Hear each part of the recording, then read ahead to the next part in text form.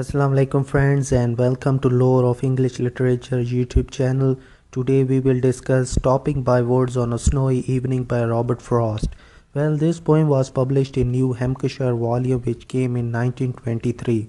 Stopping by Woods on a Snowy Evening has been considered as the best poem ever written by Robert Frost. If we talk about the summary of the poem, then the speaker passes through woods and stops for a while and thinks that who is the owner of these woods. Then he answers his own question and says that he knows who is the owner of these woods. That person lives in a village and he will not see him standing and stopping beside his woods. Next he says that his horse finds it strange to stop without any visible destination and shakes the harness bell to find if something has gone wrong. And at the end, the speaker leaves the place saying that he has to go far away before laying his head on the pillow. So let's begin the explanation of this poem. So the first four lines are, whose woods these are I think I know. His house is in the village though. He will not see me stopping here to watch his woods fill up with snow.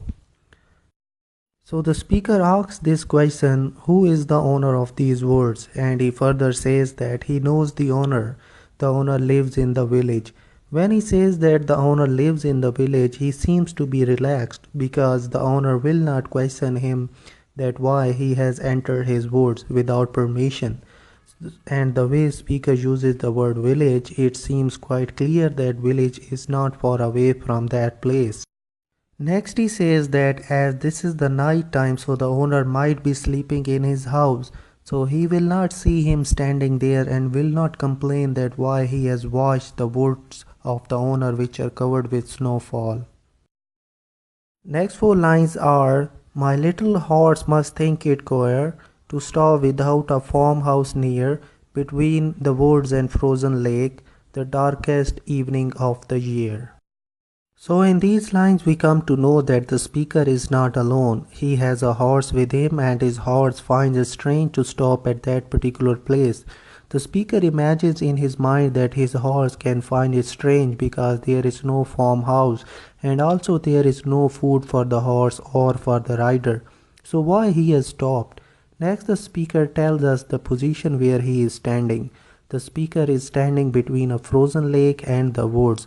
So on one side we have woods and on the other side we have a frozen lake. So the poet is standing between them. In the fourth line we come to know that it was the darkest evening of the year. This line also shows the adventurous nature of the speaker.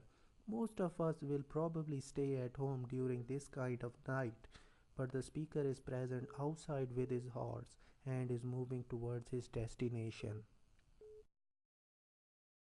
So the next four lines of the poem are, he gives his harness bells a shake to ask if there is some mistake. The only other sounds the sweep of easy wind and downy flake. So in these lines the speaker says that his heart shakes the harness bell to find if there is some problem or if there is some danger or if the rider wants some rest. So the first two lines show the loyalty of the horse. The horse wants to drop his owner at the right place at the right time. So that is why the horse is a little bit disturbed when his rider stops him in the middle of nowhere. Next we learn that beside the harness bells shaking, we have the sound of the wind.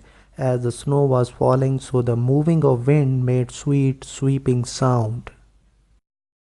Last and famous lines of the poem are, the woods are lovely, dark and deep, but I have promises to keep, and miles to go before I sleep, and miles to go before I sleep. So in these lines the speaker admits the beauty of the woods and says that the woods are lovely and dark, and these words made him stop. But the speaker has made some promises which he has to fulfill, so he cannot stop here forever. He has to move on.